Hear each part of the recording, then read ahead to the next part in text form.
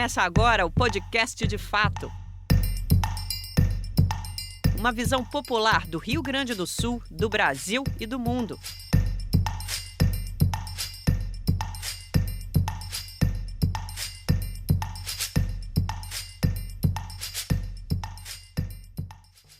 Olá, estamos entrando no ar com o podcast De Fato, uma produção do Brasil de Fato do Rio Grande do Sul, em parceria com o Sindicato dos Bancários de Porto Alegre e região.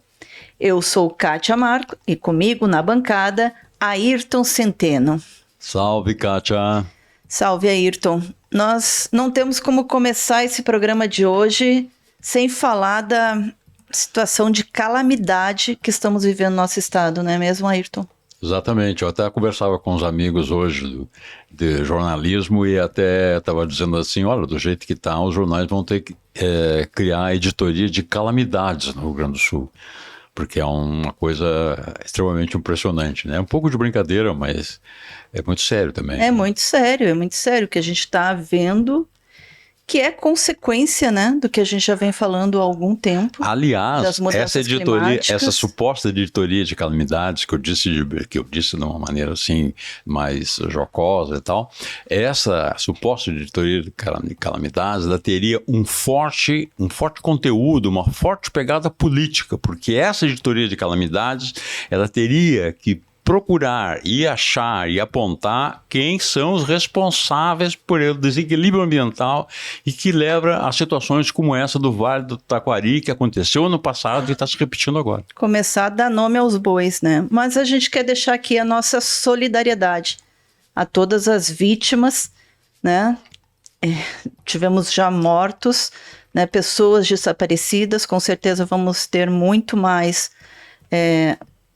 vítimas dessa catástrofe, e deixar nossa solidariedade a todas as famílias e convidar, né, que as pessoas se engajem aí nas campanhas que já estão acontecendo de doações, enfim, para a gente levar um pouco de alento às pessoas que estão sofrendo com as enchentes mais uma vez no nosso estado. Mas hoje nós não temos mas 2 convidados para o nosso podcast. E o assunto de ambos é o que marca esta primeira semana de maio todos os anos: o trabalho e o trabalhador e a trabalhadora. Tivemos mais um 1º de maio e essa data, cada vez mais, evoca os desafios crescentes dos trabalhadores e trabalhadoras, especialmente após 2016. Com o ataque aos direitos trabalhistas, a precarização, o desemprego, a falta de perspectivas. Estão com a gente um ex-sindicalista ou sindicalista, né? Que quem é sindicalista é para a vida toda e hoje superintendente regional do Ministério do Trabalho e Emprego, e uma economista que atua no DIEESE pesquisando e analisando os movimentos do mercado de trabalho. Muito bem-vindos, Claudir Nespolo e Lúcia Garcia. Tudo bem? Muito prazer estar aqui com vocês. Muito importante conversar sobre o mundo do trabalho, né, que está no epicentro dessas mudanças que também são climáticas, que também são do próprio capitalismo. Olá, gente. Satisfação estar com vocês aqui, Lúcia, minha companheira de várias jornadas, Kátia Centeno, né? Participar com vocês aqui do momento de reflexão, entre tantos outros, e lamentavelmente nesse período de intempéries estendida, né? Porque agora, além do Vale do Taquari, toda a região da 4ª Colônia, Santa Maria, o presidente Lula está lá, inclusive, com os ministros, tentando ver, junto com o governo do estado, que aliás não fez nenhuma dotação orçamentária para prevenir, né? Agora está ali junto, não tem problema, faz parte, é o nosso governador para enfrentar agora as consequências. Vamos lá. Vai lá, contigo, Centeno. Bom, eu vou falar sobre a enxurrada também, é impossível não falar sobre isso, mas eu me refiro mais aqui agora, não essa tragédia agora, mas a enxurrada que se deu a partir de 2016, que abalou profundamente, né, os direitos trabalhistas, que flagelou, como se dizia, desabrigou os trabalhadores da sua legislação, da sua histórica legislação, dos seus históricos direitos, né? Que foram esquartejados no período Temer / Bolsonaro. 6 anos terríveis para o mundo do trabalho. Bom, agora nós estamos já fechamos, temos um pouco mais de um ano de um governo do campo, chamado Campo Popular Democrático e tal. E com o que se viu até agora, vocês estão animados ou desanimados? Como é que estão vendo essa situação hoje? Claro que o mundo do trabalho continua sob ameaça, que essa é uma ameaça estrutural, inclusive, fora as ameaças conjunturais. Mas eu queria saber de vocês, como é que vocês estão sentindo essa situação agora no Brasil? Não sei se tu quer começar, Claudira. Eu dou a primeira pancada aqui, depois tu contribui. Enfim, afinal de contas, você domina os números como ninguém. Eu vou fazer uma fala um pouco mais geral aqui. Que efetivamente o golpe na Dilma abriu as portas para tudo que não presta, tudo que não serve se apresentar, né? Setores que a gente achava que nem existiam mais, que não tinham coragem em vir à luz do dia, dizer, somos de direita, somos conservadores, né? Não, eles se abrigavam no biombo do velho MDB, dos partidos tradicionais e atuavam por ali. Com o golpe na Dilma permitiu que ele se apresentasse com toda a sua dimensão. A reforma trabalhista feita logo após o golpe na Dilma, portanto, 2017... Você acha que o golpe contra a Dilma não foi também um golpe contra o mundo do trabalho, especificamente contra o mundo do trabalho? Perfeitamente. Portanto, que as primeiras ações do golpe, as primeiras ações do Temer golpista, né, foi o limitar o orçamento da União, né, criar o limite para o orçamento da União, que limita o investimento público, para quem mais precisa, obviamente. A segunda grande medida foi a reforma trabalhista. A terceira foi o novo ensino médio, direcionado à classe trabalhadora também, né? Vendo uma forma de não gastar e transferir para o próprio estudante a responsabilidade. De modo que a reforma trabalhista, ela, entre tantos outros malfeitos, ela estendeu a terceirização para atividade fim. O STF chancelou isso em 2018. Houve um recurso das centrais sindicais, mas chancelou, conversou.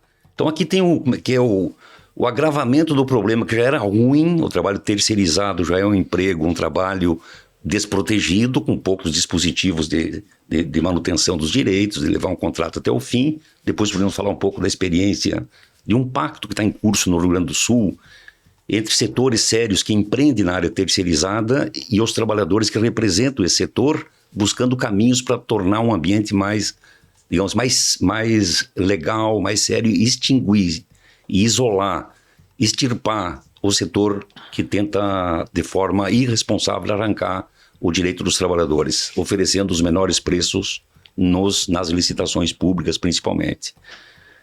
Mas o fundamental aqui, encerro essa rápida prelação sobre como ficou, que é o exemplo da expansão do trabalho análogo à escravidão. Houve uma expansão desenfreada nessa área ali, porque os números são assustadores, né? Onde o Rio Grande do Sul tem grande destaque nisso, né? Grande destaque por conta de alguns episódios, em particular, fevereiro de 2023, na safra da uva, né? Exatamente. Onde 207 trabalhadores, a maior parte baianos, foram ali, enfim, identificados e libertados de uma situação de trabalho análoga à escravidão, tá certo?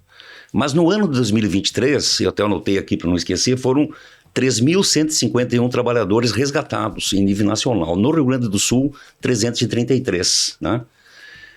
Vocês sabiam que esse aqui é um dos maiores números dos últimos anos, né? Por um lado, porque acentuou essa forma de utilizar a mão de obra também na atividade fim, numa situação análoga. E eu queria aproveitar para esclarecer que o trabalho análogo necessariamente não é a ausência de carteira assinada. Tanto que os 207 trabalhadores da Serra, da Uva, do episódio do resgate, todos tinham carteira assinada. Qual é o problema do trabalho análogo? Quando caracteriza o trabalho análogo à escravidão? Quando existe o trabalho penoso e com uma jornada superior a 12 horas por dia, somado a uma alimentação frágil e um alojamento precário, agravado por um problema de direcionamento aonde gastar o dinheiro, portanto, carimbando onde comprar as coisas, favorecendo um terceiro para ter acesso a serviços, retendo documentos e utilizando de ameaças e violência para efeito da manutenção daqueles trabalhadores. Aí são 4 indicadores que caracterizam o trabalho análogo à escravidão, né? Razão pela qual, caracterizado, tem o resgate. No resgate, o que ocorre, né? O Ministério do Trabalho tem a função de fazer o cálculo e a empresa que trouxe o trabalhador pagar a rescisão, né? Pagar corretamente a rescisão, assinar a carteira e pagar a rescisão. O Ministério Público do Trabalho tem a missão de analisar se cabe um TAC, que é um termo de ajustamento de conduta, para impor uma multa, uma pena, para que, enfim, reverta para ações educativas, que nunca mais aconteça, ao menos naquela região. E, por último, o CONTRAI, que é o Conselho Estadual que é mantido através da Secretaria de Justiça do Governo do Estado. O CONTRAI tem a missão de encaminhar esse trabalhador resgatado para aquilo que se chama para um retorno protegido para sua base, para o seu local de estadia, moradia, para a inclusão deles num ambiente de procura de emprego, né? Então tem as parcerias Cine da Bahia, Cine do Rio Grande do Sul, de modo que ele não volte mais a ser resgatado, porque normalmente são trabalhadores muito simples e acabam sendo novamente assediados e poderão ir novamente para um ambiente de trabalho extremamente precário. Óbvio que quando tu começa a combater uma situação como essa do trabalho análogo, tu começa a apurar as coisas, começa a aparecer problema, dá uma sensação que aumentou, mas não é verdade que aumentou. Você acha que, como alguém já disse, que a terceirização é que abre a porta para o trabalho semelhante à escravidão? É disso que eu larguei aqui a reflexão e amarro aqui, quer dizer, esses trabalhadores, usando o caso, mas não só, porque nas fazendas não é diferente, nas grandes fazendas, né? A presença desse tipo de trabalhador em locais de trabalho, como nas grandes cantinas, nas grandes indústrias, usando o exemplo, embora não só, né? Ele é a expressão de que a terceirização fragilizou, de fato, o conjunto do ambiente de trabalho. Porque eles estavam ali, boa parte deles, trabalhando nas empresas, cumprindo uma jornada extenuante, morando em lugar inadequado, sendo transportado de forma inadequada e sofrendo violência, né? Então aqui nós estamos diante daquilo que é, na medida que se apura, a sensação é de que tem muito, né? E tem muito. Não se apurava antes, porque o Ministério do Trabalho foi desconstituído nesse período. Se sabe que ele virou uma secretaria no governo genocida do Bolsonaro. O Ministério do Trabalho era para ser extinto, foi extinto. E virou uma secretaria do Ministério da Economia. Quem mandava era o Guedes. E a senha era, fica quieto, né? Não vão fundo. A senha era, não evitem cumprir a sua missão. O livre mercado se ajusta. Essa era a senha. E tu, Lúcia, tu acha que estamos avançando? Eu participei, sabe que acho que foi em março, final de fevereiro, de um seminário em Bento Gonçalves que o Tribunal do Trabalho, né, realizou justamente para discutir essa questão do trabalho escravo e a atuação do tribunal, né, e eu achei bem interessante, viu? Então, nós estamos em movimento em relação a toda essa institucionalidade do trabalho hoje no Brasil. Então, os sindicatos que lutam permanentemente, historicamente, pelas questões não só mais corporativas, né, embora legítimas, da database e recomposição dos rendimentos dos trabalhadores, mas também com as questões de classe, né, as questões transversais, mas também os tribunais, também as procuradorias, né, e tentando mobilizar uma comunidade em torno do mundo do trabalho para discutir a condição do trabalho, que o Ayrton aqui nos criou essa figura, né, de que uma enxurrada, uma enchente, né, e essa situação, essa sensação que nós temos de que foi uma enxurrada, de que nós fomos violentados desta forma, é porque nos países centrais desse novo momento capitalista e da relação com o trabalho, principalmente Estados Unidos e Inglaterra, essas mudanças aconteceram ao longo de 25 anos. Aqui no Brasil, elas aconteceram em 5 anos. Então, a sensação que nós temos de que o chão saiu debaixo do nosso pé é exatamente essa, é a violência e a celeridade, a intensidade das mudanças num curto espaço de tempo. Mas para a gente responder qual é o nosso sentimento em relação a um governo que é um governo popular, ou tenta ser um governo popular, uma vez que é um governo de coalizão, né? Eu acho que a gente precisa lembrar o seguinte, que a situação do trabalho no Brasil nos últimos 10 anos, né, que fez com que o PIB per capita do Brasil hoje, em 2023, o PIB per capita do Brasil está em 51 mil por aí, ele é menor que o PIB per capita de 2013. Certo? Então, nós regredimos no mundo do trabalho, nós regredimos como nação, né? E essas coisas, obviamente, estão imbricadas, mas é preciso entender que como nós chegamos aonde nós estamos hoje. Nós chegamos através de uma paralisação do mercado. Primeiro foi uma paralisação das empresas centrais, que paralisaram o mercado de trabalho no Brasil. E o mercado de trabalho no Brasil, ele só para de piorar quando a reforma trabalhista ela é votada e perdemos no Congresso Nacional. Ou seja... Uma chantagem. Exatamente. O que tu vê, né, é que houve uma paralisação, as grandes empresas no centro do país paralisaram o mercado de trabalho. Obviamente isso vem com a Lava Jato, paralisa as grandes empreiteiras, a petrolífera, enfim, mas nós temos uma paralisação do mercado e na sequência nós temos a grande reforma trabalhista, que se compõe da generalização da terceirização mais a mudança da CLT e a reforma da Previdência, né? Associada à PEC da morte que Claudir fez referência. Então, nós temos esse processo imbricado. Mudanças de mercado ou estratégias de mercado associadas a uma paralisação institucional, certo? Bom, e como é que a gente enxerga o que está acontecendo hoje?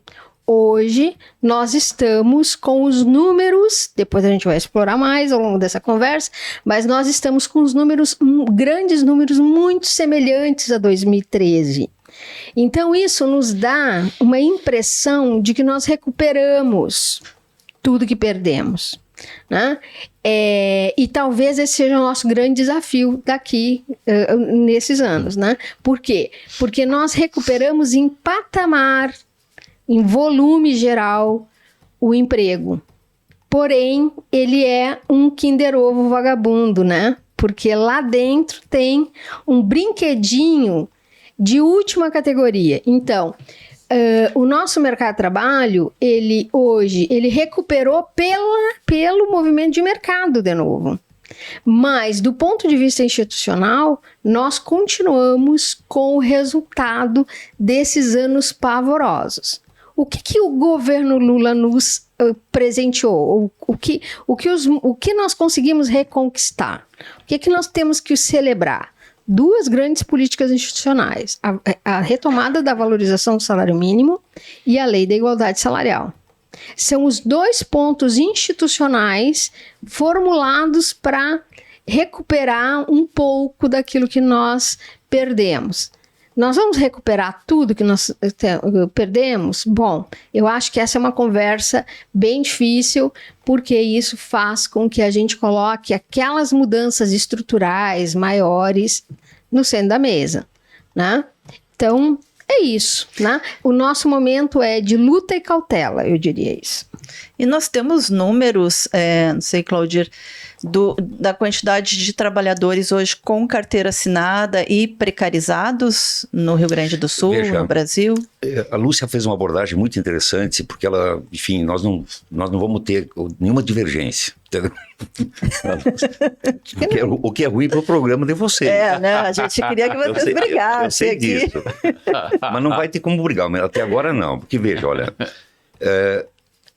dados nacionais, quer dizer, o Brasil expandiu no mês de março, né, foi o último dado, 244 mil novos empregos. É saldo. Entre os demitidos e demitidos, sobrou um saldo positivo no mês, 244 mil novos postos de trabalho no mês de março. Né? Se pegar os últimos 3 meses, de janeiro a março, foram 719 mil novos postos de trabalho. Tá? Isso é bom, né? Agora tem Isso é bom, né? É muito bom. Agora tem uma jogada que até... Pois não, diga qual é a jogada. Tem uma jogada interessante que algumas mídias andaram comparando os últimos 3 meses de 2023 com os primeiros 3 meses de 2024. É uma sacanagem, certo?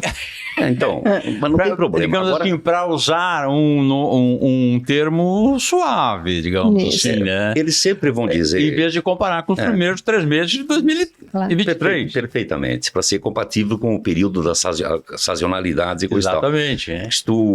Eu vou dar um exemplo até folclórico, mas vou comentar no final dessa rápida fala, no menos esse hiato aqui. Agora veja, olha, isso que a Lúcia fala, legal, né? Um saldo de 719 mil novos postos de trabalho. É 719 mil novos salários circulando. Isso é bom, né? Isso é muito importante para todo mundo, né? Isso aqui é um avanço liberal, porque esse dinheiro acumula, né? Ele circula, bota o dinheiro circular, que é o que o Lula diz, o dinheiro tem que circular. Nada mais liberal do que isso, né? Mas veja, olha, a renda média de admissão nesse mesmo período, 3 meses, ela caiu 0,25%. Então, o que era a renda de admissão? Porque depois que está admitido, aí tem sindicato que faz aumento real, aí entra um outro ritmo. Tem sindicato, conforme a luta da categoria, acaba incidindo. Mas esse dado é real, quer dizer, a renda média de era R$ 2.081. Isso é 0,25% menor do que o trimestre do ano passado. Entendeu? Comparando janeiro, fevereiro e março. No Rio Grande do Sul, o saldo positivo, 25.452 novos salários, saldo, entre todos que foram admitidos e demitidos sobrou mais gente.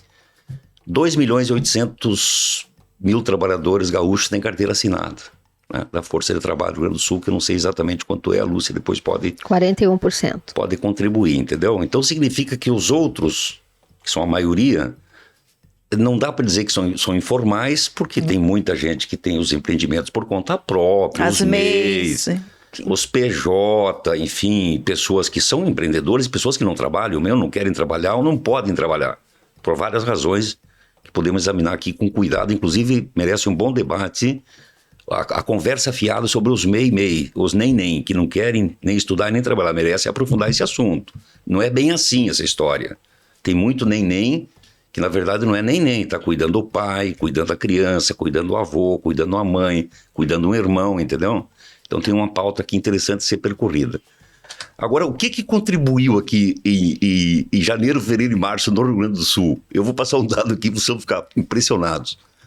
O pacto feito na região da Serra, portanto o pacto de boas práticas trabalhistas na safra da uva, por conta do episódio de 2023... Que foi assinado em dezembro do ano passado. O pacto foi assinado em agosto. Isto, de 2023. Né? Depois ele tem uma comissão de monitoramento. O pacto foi assinado entre as principais empresas, cooperativas e empresas, sindicatos de trabalhadores, sindicato dos assalariados rurais, o Ministério do Trabalho, e acompanhado pelo Ministério Público do Trabalho e outros órgãos. Mas o dado é o seguinte, ó. Nas 13 cidades que colhem uva, plantam uva, aquela região maravilhosa, que todo mundo ficou estarrecido e envergonhado com o que aconteceu lá. A gente soube de muito casamento que a lua de mel foi cancelada. O pessoal não queria mais ir lá para curtir a lua de mel. Entendeu? Foi curtir a lua de mel em outro lugar. Né? Muita excursão foi cancelada. Muito vinho, o atacadista mandou voltar, não vendia mais, estava ocupando espaço em São Paulo, no Rio. E a população está um pouco mais atenta a esses carimbos que são ruins para o Brasil, principalmente para os trabalhadores e para o Brasil. Mas veja, olha. Cara, é estarrecedor aqui, olha. 9.455 novos contratos de trabalho na safra da uva. A mais. Na mesma safra da uva, nas mesmas 13 cidades, em 2023, na safra de 2023, tinha 2.270 trabalhadores vinculados Passou para 9.495, dado do CAGED. É trabalho safrista? É trabalho safrista. É por um mês e meio, 2 meses, não interessa. É carteira assinada. Sim, é gerada pela fiscalização. Meu, é um escândalo isso aqui. Olha, Flores da Cunha, que é um belo município, meus parentes lá que me desculpem, mas enfim. Ó, em 23, Lúcia, tinha 123 trabalhador formalizado. 123. Tinha muito mais, obviamente. Na safra deste ano, foi 1.471 trabalhador formalizado. Garibaldi tinha 4. Então a equação é a seguinte, Subiu 581. A equação é a seguinte: mais fiscalização, mais emprego. A fiscalização melhora a economia. Eu já vou dizer por que está saindo um concurso Nada com como sentir no bolso, 900 novos auditores estão entrando aqui. Mas veja, olha, Bento Gonçalves tinha 60 trabalhadores legalizados em 2023, na safra da uva, e esse ano foi 1.786. Que barbaridade. Então tu tem aqui obviamente teve a presença do Estado, teve um episódio, chamou atenção para o problema, lamentavelmente, pela pior forma possível. Na sequência teve um diálogo social, o que é importante, teve o comprometimento, porque as empresas também não querem os carimbos desse tipo de carimbo. Tu entendeu? Não querem, porque isso, o consumidor está muito exigente aqui e fora daqui. Então, vocês têm que cuidar desse negócio. Eles exportam? E essa foi a cobrança. Por que vocês não fiscalizaram os terceirizados que vocês botaram aqui dentro? Era impossível não saber que vocês tinham dentro da empresa um trabalhador que comia mal, dormia mal, estava ameaçado e ficava à disposição da empresa 14 horas. Uma conivência social ali no entorno dessa situação. Uma fragilização completa. Algo impressionante. Agora, nós estamos diante dessas questões. A gente sempre precisa pensar que o mercado capitalista, ele é uma ficção, né? Então, a atuação institucionalizada, né, que é a presença do Estado, da fiscalização, da legalidade, né, se a nossa Justiça do Trabalho tivesse um posicionamento um pouco mais firme diante das questões, por quê? Porque de nada adianta o nosso dirigente sindical lutar, as nossas instituições, quando são ocupadas por um projeto mais progressista, apontarem, avançarem e chegar lá na Justiça do Trabalho e a Justiça do Trabalho esmorecer, né? Então, é necessário que a sociedade entenda o básico, que o que está no centro da vida social é o trabalho, né? Essa é a questão, né? Então, a gente precisa olhar muito para isso, né? E o que o Claudir também está chamando a atenção nessas questões que ele está levantando é que o rendimento médio do trabalhador, em que pese nós estarmos gerando emprego, ele é um rendimento a menor. E esse rendimento a menor é uma tendência mundial, de que nós estamos de rebaixamento dos custos do trabalho de uma maneira geral, né?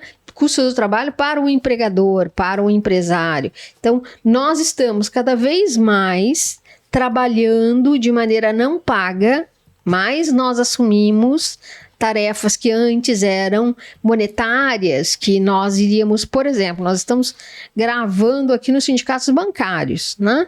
Então, mas cada um de nós se transformou um pouco mais em bancário, na medida em que nós temos um banking, um aplicativo no nosso celular e nós fazemos aquelas operações que em um momento anterior eram feitas por trabalhadores. Então, nós estamos numa quadra histórica muito difícil, né? Mas nós temos uma luta, que é uma luta cotidiana, né, que nos alimenta, né, no mundo sindical, e nós temos alguns momentos de avanço, né? Nesse momento, a nossa grande questão no mundo do trabalho é que nós estamos com a taxa de desemprego de 2013, porém, a qualidade de vida do trabalhador não é a mesma. Certo? Então, eu vou dizer uma coisa polêmica, e pode ser que a partir de agora a gente comece a brigar. Que é o seguinte: a reforma trabalhista está entregando aquilo que ela prometeu, que é uma abundância de empregos podres. Certo? O que nos coloca cada vez num lugar mais difícil de debate. Por quê? Porque esses empregos que estão aí, né, em que pese eles venham dinamizar esse mundo liberal, que Claudir fala, né, eles não são os empregos dos nossos sonhos. Nós estamos lutando para não piorar e para recuperar algumas casinhas, porque nós andamos várias casinhas para trás. Veja, mas a questão fundamental aqui é se tem vontade política do governante em recuperar as condições do mundo de trabalho protegido completamente. Quer dizer, tem vontade política, tem demonstrado que tem vontade, e aonde tranca esse negócio? Então a Lúcia tem razão na crítica, mas eu quero ajudar a enxergar as condições objetivas, tu entendeu? O presidente Lula tem proposto uma agenda de retomada de direitos, tem proposto uma agenda, ela tranca. Então ela tranca onde? No STF, no Judiciário, tranca na instância algumas instâncias da Justiça e tranca principalmente no Congresso Nacional. O Luiz Marinho, o ministro, teve a coragem de apresentar um ponto que era só para regular, já existe na vida real. Só botar na lei que é o seguinte: trabalho aos feriados. Porque trabalho aos domingos, vocês vão no mercado domingo, muita gente vai, antigamente não ia, né, cara? Não faz muito tempo atrás não tinha mercado, mal e porcamente shoppings. Começou com o shopping, depois o mercado. E agora o Marinho tentou colocar ali uma lei que diga o seguinte: para ter trabalho nos feriados, tem que buscar acordo e convenção coletiva. Tem que ter acordo e convenção coletiva, colocar os sindicatos no jogo. O cara teve que suspender o debate dentro do Congresso. Teve que suspender sob pena de os caras aprovar uma lei que liberasse trabalho 24 horas por dia como resposta, sem nenhuma condição, né? Teve que retornar. Está tentando regulamentar o trabalho por aplicativo. Botou lá depois no debate tripartite um PL chamado PL 12, que alcança aquilo que se chamam direitos básicos para um trabalhador que quer ser autônomo. Ô, Claudio, é justamente isso. E a vida é dura ali dentro. O povo brasileiro botou com uma mão uma maioria e tirou com a outra, antitrabalhador. Botou o Lula para melhorar a vida e botou um deputado contra o Lula. Então é nessas condições que nós temos que examinar a situação. Claro. Por isso que eu concordo com o seguinte: ou tem luta para colocar o trabalhador no jogo, porque se o governo tentando fazer as coisas andar, não vai andar precariamente. Olha o tema conclua aqui, Centeno. A outra lei, que é a lei da igualdade salarial, que não altera nada a não ser transparência. As empresas informar quais os critérios que utilizam para promover as promoções, exercer as promoções na sua estrutura de administrativas. Só isso. Empresas com mais de 100 trabalhadores. Teve quase 1.000 empresas que entraram na justiça para não declarar, e a justiça, em boa parte, concedeu o direito das empresas e não precisar declarar. É dura a vida. Agora, eu quero te perguntar uma outra coisa que eu acho que também tem a ver com essa expressão, a vida é dura, né? E é um paradoxo, para mim é um paradoxo, que é o seguinte: a gente vê, assim, entre os trabalhadores que perderam seus empregos, trabalhadores perderam seus empregos com carteira assinada, perderam o 13º, perderam férias, perderam jornada de 8 horas, aviso prévio, etc. E tiveram que se uberizar. Bom, aí surgiu esse PL aí que quer, digamos, botar um pouco de ordem nessa fantástica confusão que é esse mundo do trabalho informal, do trabalho por aplicativo, né? E aí, alguns deles, né? Isso é um pouco aquilo que a propaganda, enfim, a ascensão do neoliberalismo nos últimos 20 anos ou mais, ele nos trouxe, que é a ideia de que o trabalhador que está desempregado, ele é um empreendedor em potencial, né? Todo mundo é empreendedor. Né? Então, muitos deles isso que eles querem, reagiram diante dessa proposta de PL, discutir esse PL, enfim, é um pouco confuso, um pouco difícil mesmo adentrar nesse tema, mas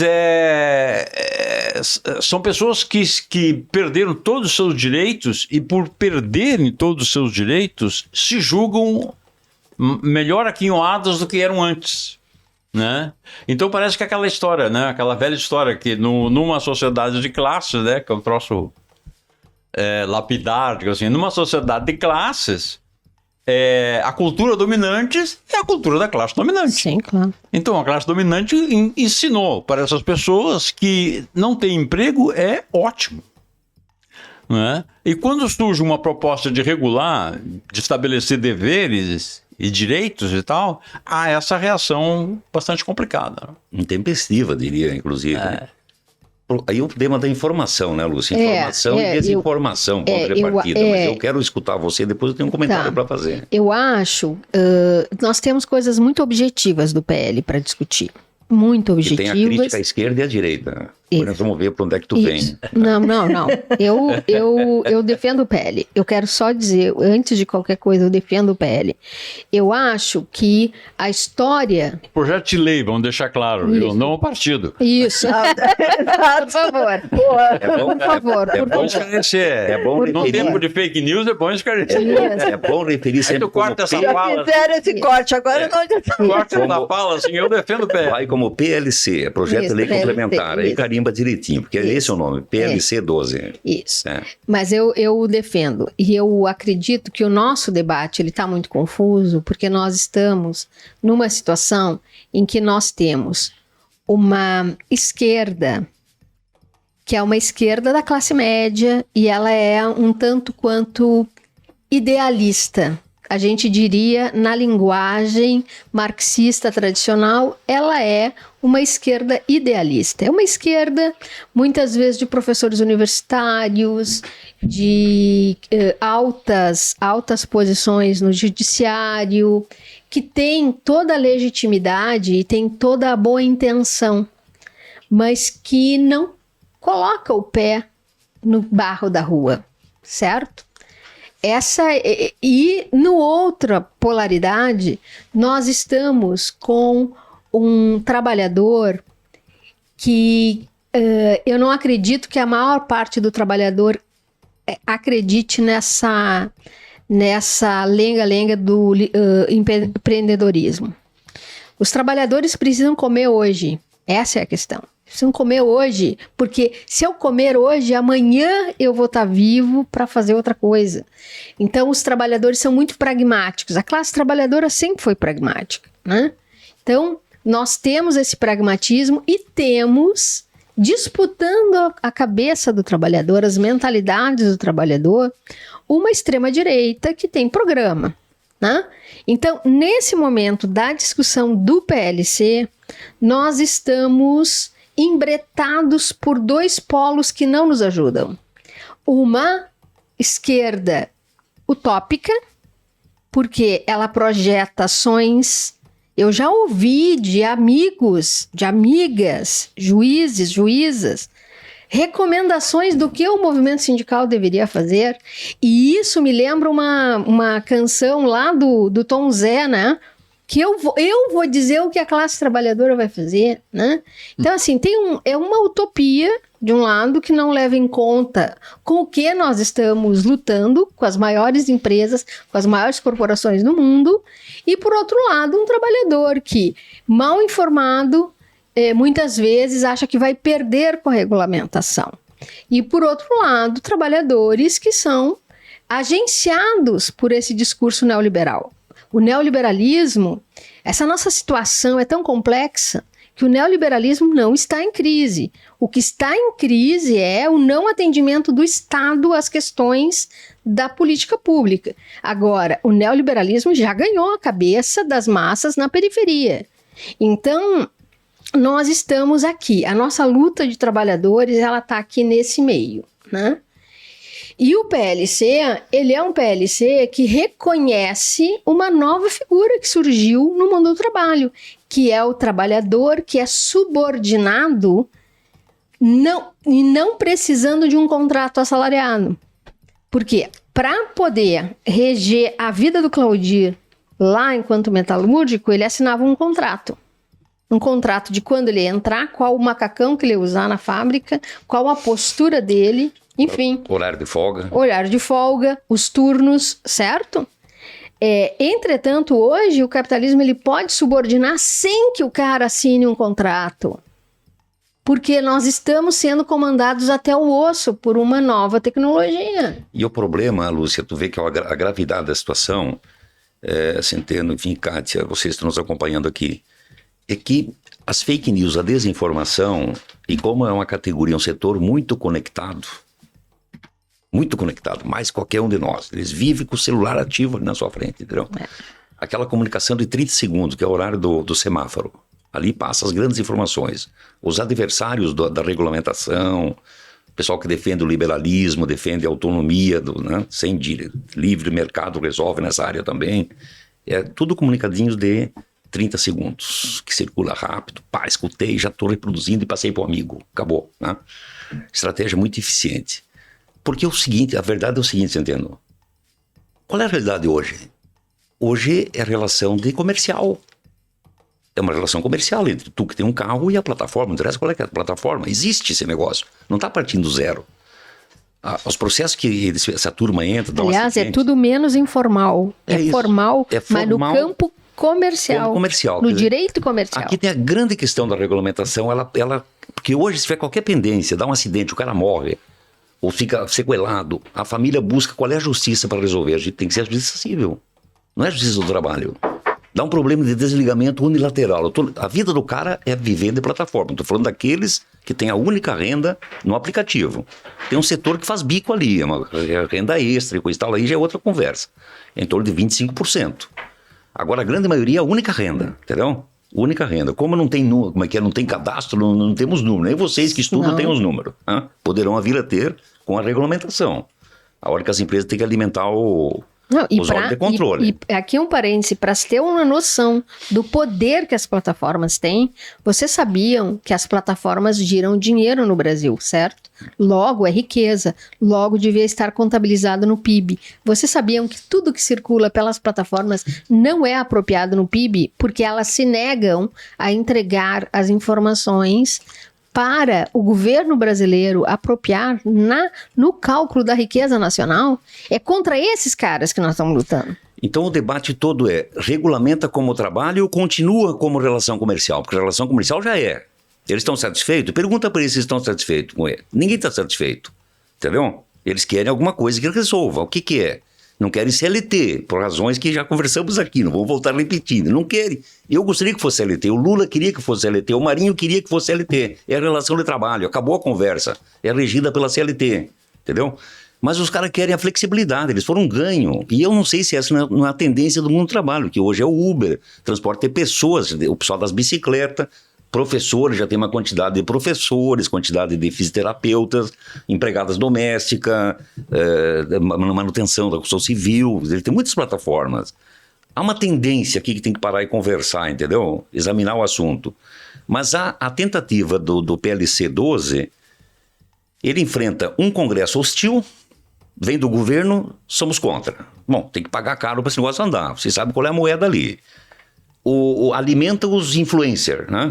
Tanto a empresa, embora a empresa veio para o debate, isso é importante, são categorias novas. Os bancários têm quase 100 anos, metalúrgico também, entendeu? Isso aqui tem 10 anos de estrada.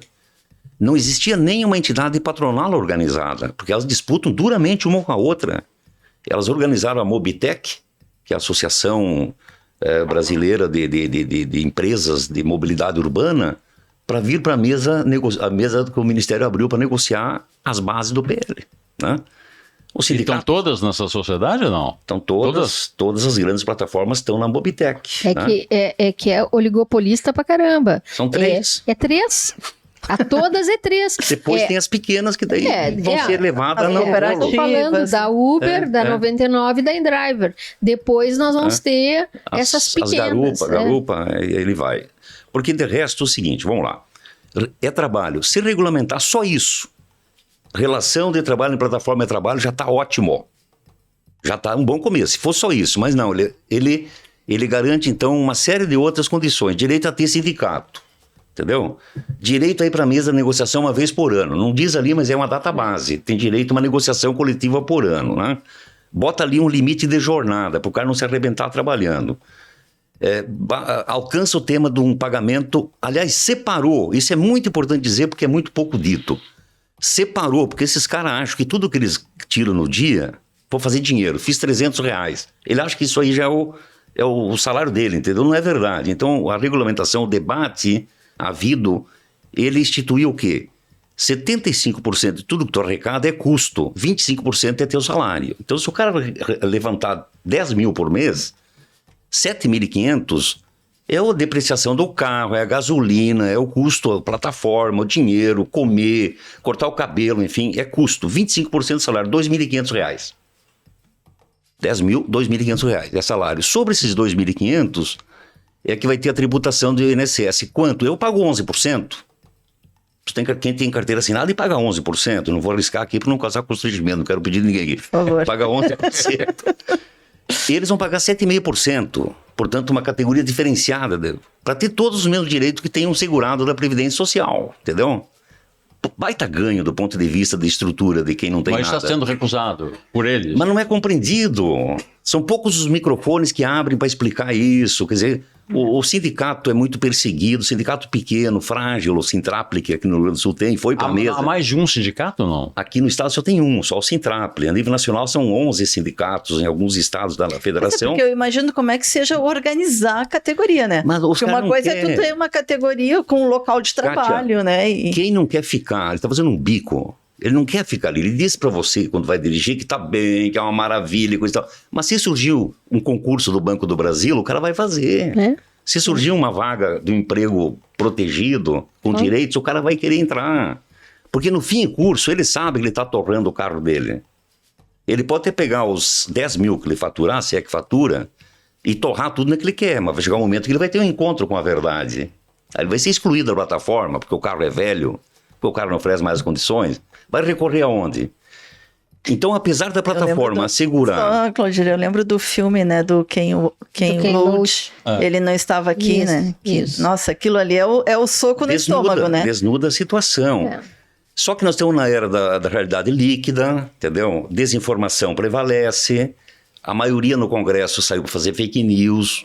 Muitos pré-candidatos a vereadores de partidos contra o Lula viram essa uma pauta importante para agrupar gente. É mais fácil vender esses conceitos rasos de que vai dar dinheiro, se é para a gastança do governo, é para meter a mão no bolso do trabalhador, sindicato não presta, sindicato é só para arrecadar. E aí vai fazendo uma narrativa que os mais informados vão pegando. E a gente, de fato, a esquerda, como regra geral, não está preparada para um debate dessa qualidade nas redes sociais, entendeu?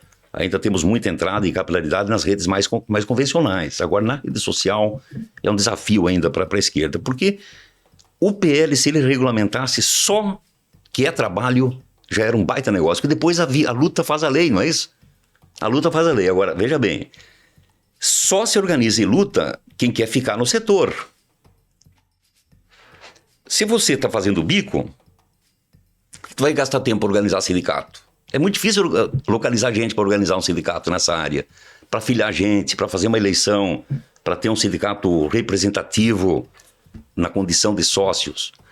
Então, replicar o modelo sindical que nós tentamos fazer e vamos continuar tentando é a forma que a gente sabe. Mas não sei se vai resultar na representatividade para poder fazer frente à onda e criar um contrafluxo. Eu não sei se será esse formato.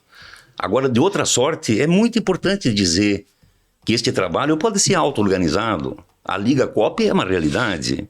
Tem uma plataforma que disputa com eles em preço compatível, em qualidade melhor. Eu já baixei a Liga Coop no meu Play Store, tenho aqui no celular, e quando uso a corrida em Porto Alegre, eu uso Liga Coop. E me leva onde é que a Uber leva, onde é que a 99 leva, com preço compatível. E são trabalhadores que auto-organizaram. Uma cooperativa? Uma cooperativa solidária, que está vinculada ao sistema do cooperativismo brasileiro, do cooperativismo da Unisol, do Ministério do Trabalho tem estimulado. Então tem também alguém estudando o assunto para ter alternativa de trabalho, digamos, mais valorizado com melhor distribuição. Para vocês terem uma ideia, na Liga Coop, só retém 11% se ele faturar numa corrida R$100, a cooperativa retém R$11. Isso. 89 fica para o motorista. Quanto é na Uber?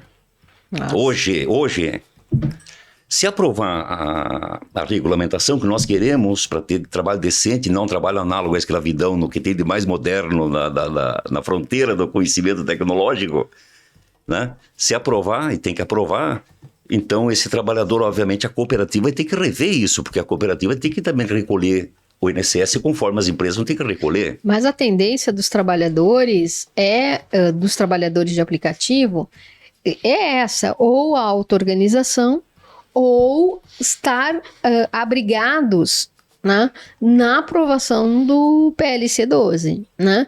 Porque o PLC 12 dá passos muito ousados frente à situação que nós estamos. E nos países, na Espanha, por exemplo, onde a gente teve uma regulamentação, um reconhecimento da relação de trabalho, é muito difícil isso se efetivar na vida, né? A reconhecimento da relação de emprego é muito difícil efetivar na vida, né? Por quê? Porque o contrato assalariado, ele é um contrato que existe porque ele era a única forma do capital submeter o trabalhador, né? Na medida em que você pode pagar por instante por trabalho feito, né, todos seremos intermitentes, porque a tecnologia assim permite. E todos seremos muito mais exaustos e doentes, obviamente, né? Mas isso não quer dizer que o assalariamento seja uma maravilha.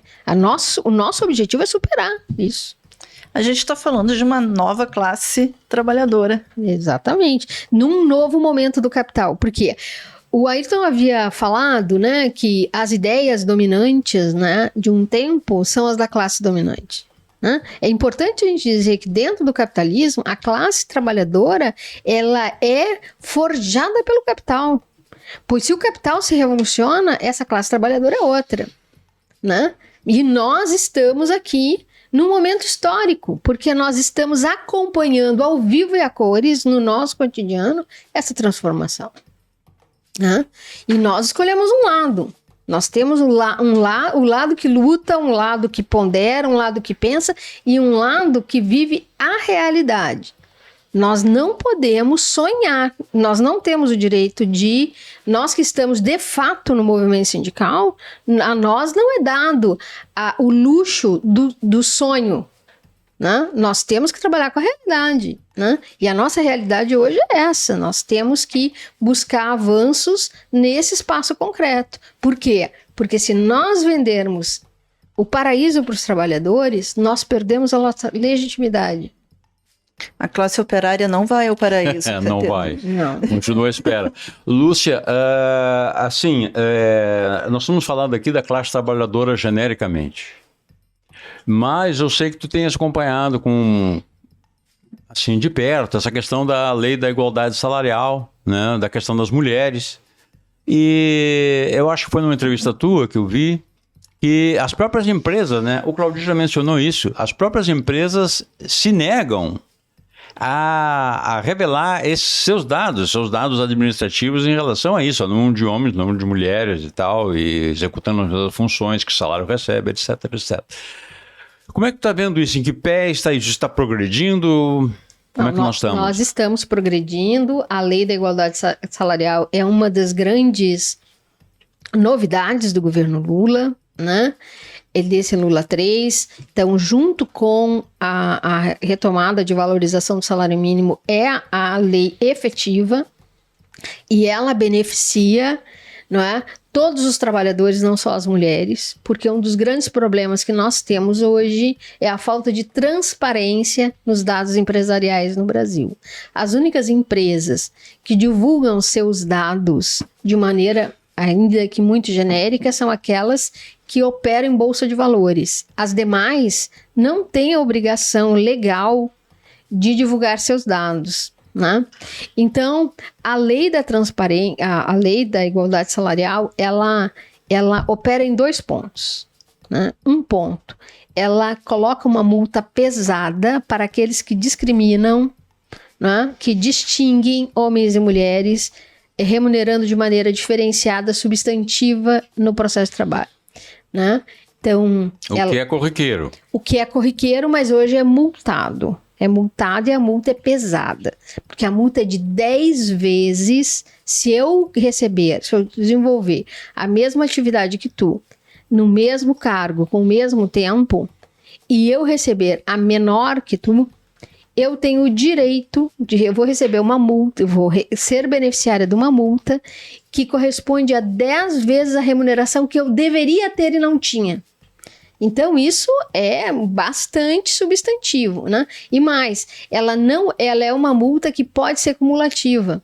Portanto, tantas vezes houver essa infração, essa multa será aplicada. E essa multa vai integral para a trabalhadora. Para a trabalhadora, né? Além disso, esse é um detalhe importante, porque eu acho que depois a gente pega isso para conversar um pouco, né? Mas, além disso, as empresas com mais de 100 empregados têm de publicar os seus dados salariais, certo? A sua folha de pagamentos. Então, isso é muito importante. Que avanços que nós tivemos? Nós temos já um relatório, que já está em divulgação na página do Ministério do Trabalho. Ele é um relatório ainda mais genérico do que nós esperávamos, enfim, mas há um grande avanço nesse caminho. E o que não está acontecendo, e talvez porque nossos grandes dirigentes sindicais, por exemplo, no Rio Grande do Sul, são todos homens, né? Então, isso para nós é um problema, porque a lei que beneficia todos os trabalhadores, ela, para dar certo, para pegar, nós temos que abraçá-la mesmo. As mulheres têm de conhecer a lei. E hoje não é o que está acontecendo. O Ministério está trabalhando em nível de ministério para efetivar, enfim, os relatórios, mas o movimento sindical está ainda não abraçou a lei.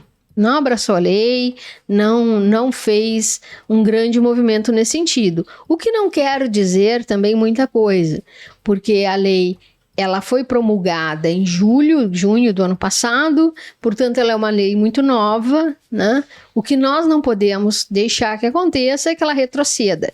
E aí entra o nosso problema, que é a Justiça do Trabalho e o Supremo. Né? Por quê? Porque nós estamos aprendendo, e eu e Cláudia a gente já conversa sobre isso, nós estamos aprendendo que defender a democracia não é suficiente para os trabalhadores. Porque defender a democracia para essa estrutura institucional brasileira é manter as instituições. Só que manter as instituições não nos é suficiente.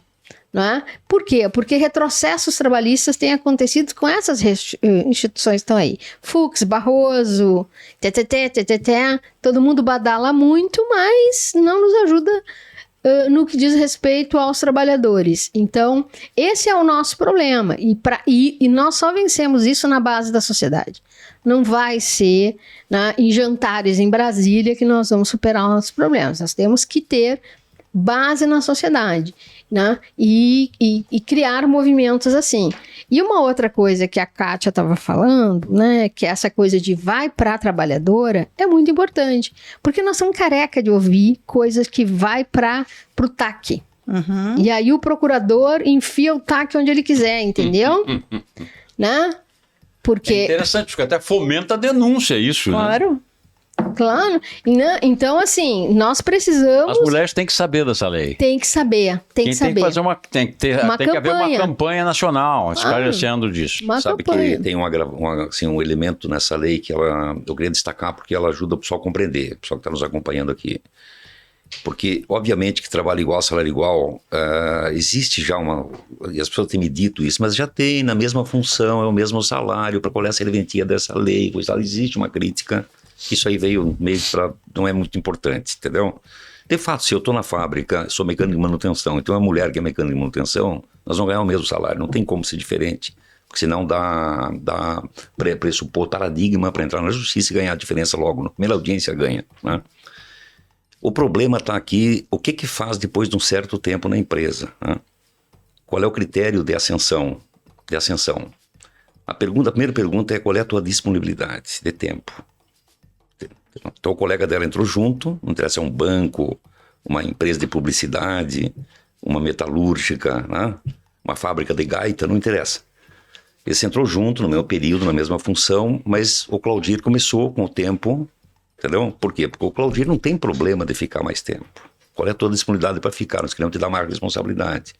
Não é o homem não que... Não é eu que vou correr atrás do horário do filho, não é eu que vou atrás da a mulher, não engravida. A mulher, no pronto, fez o seguinte, pá, seria bom, mas não tem como entregar, entendeu, cara?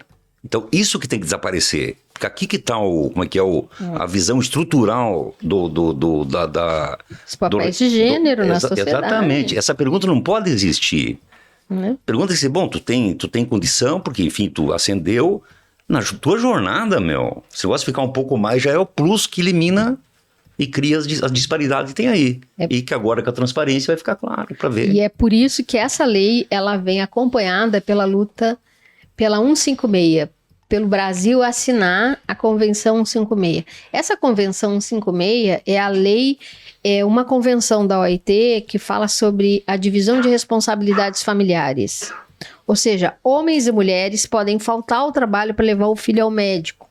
Porque se só a mulher vai faltar, se só a mulher vai na escola, né, é evidente que não há como você dividir a progressão, né, nas carreiras, ela é muito prejudicada pelas mulheres, para as mulheres, né? E além disso, a Convenção 190, né, que é a convenção do assédio calcado no gênero no local de trabalho. Falar em assédio, eu queria dar uma notícia para vocês. Posso? Claro. Opa, primeira mão, olha aí, ó. Primeira mão é o seguinte, você sabe que isso não é a primeira parte, não é a primeira mão. A primeira parte já é batido. Né? Domingo que vem tem concurso no Ministério do Trabalho. Isso.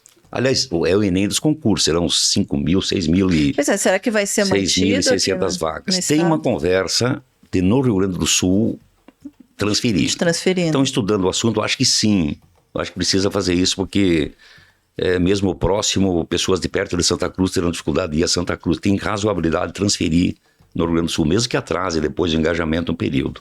Dessas 6.600 vagas que estão sendo disputadas, 900 diretamente são para o Ministério do Trabalho, auditores do Ministério do Trabalho. Isso é muito importante, que recupera, se não 100%, recupera um bom potencial de atuação do Ministério. É fundamental isso aí, entendeu? Essa coisa de equipar a mão de obra, né? Retomar, equipar.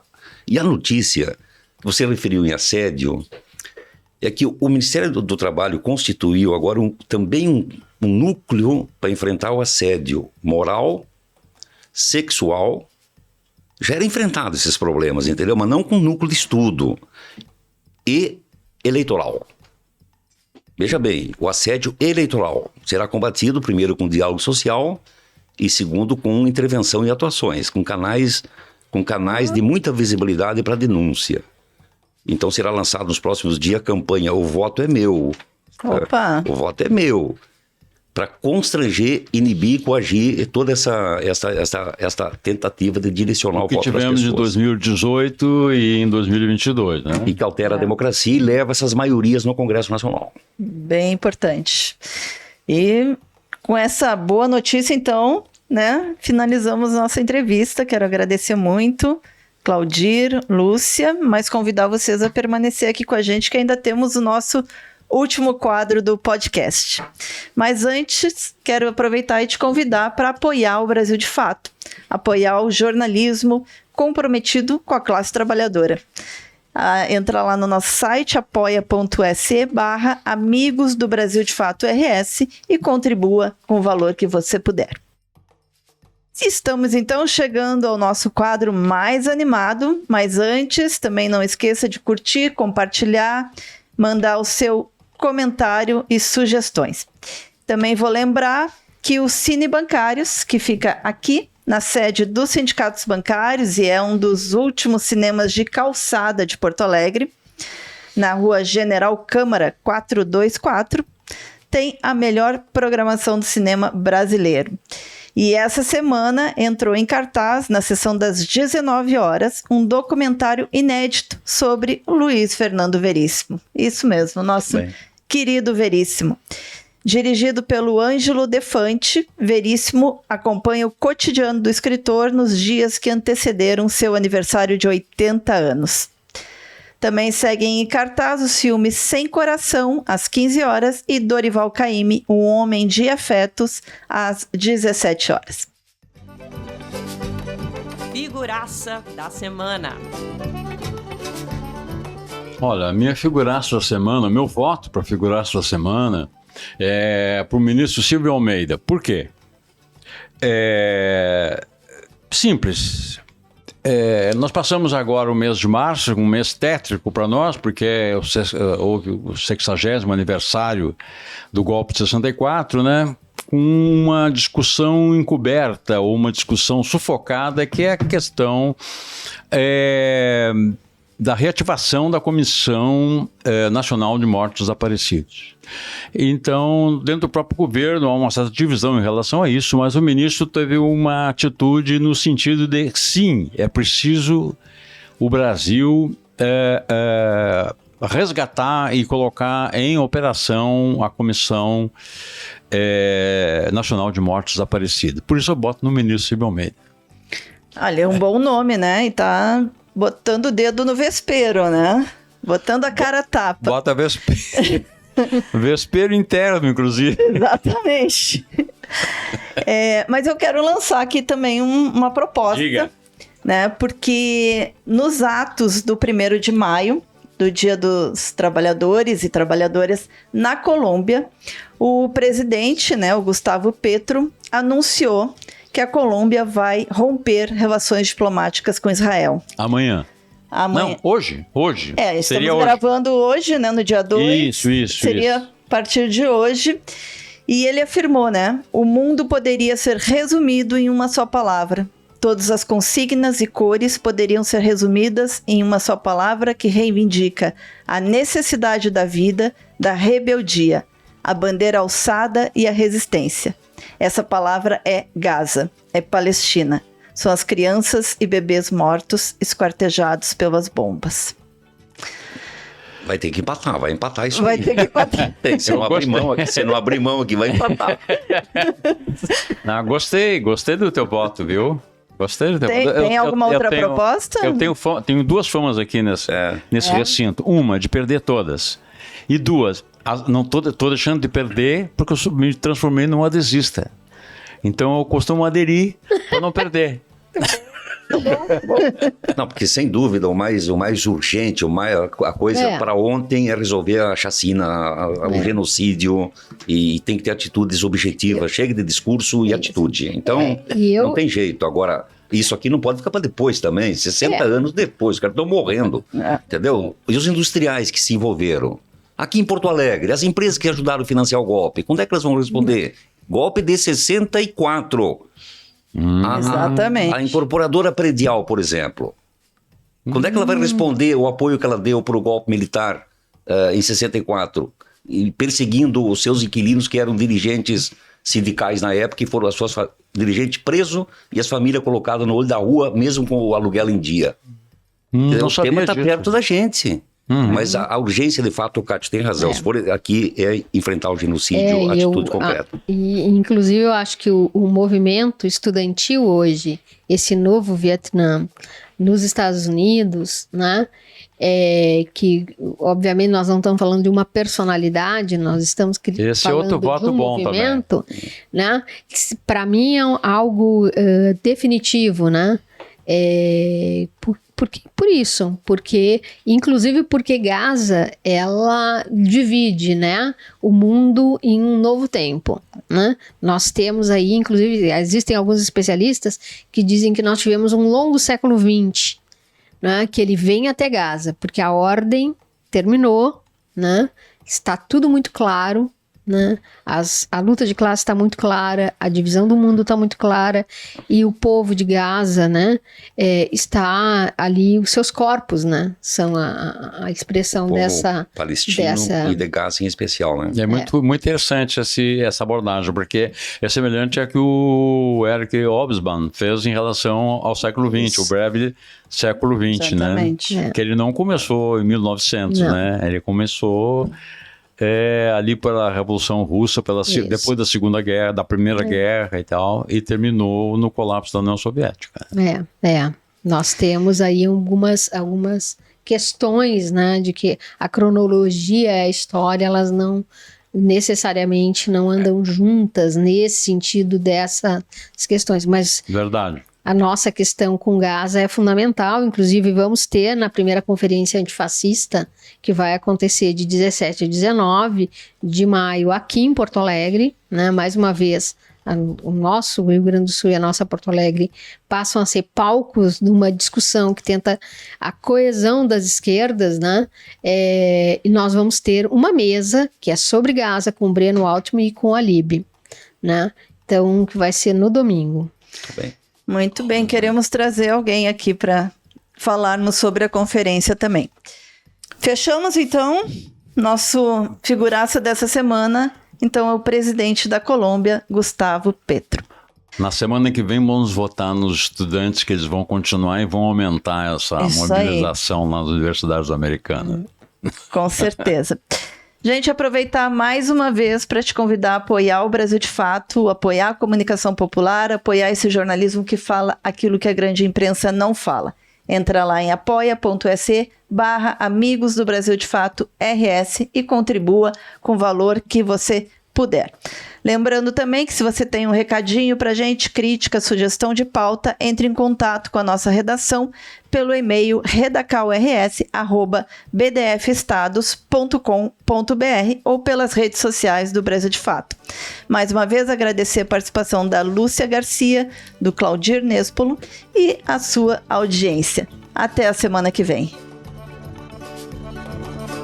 Você ouviu o podcast de Fato, uma produção do Brasil de Fato, Rio Grande do Sul.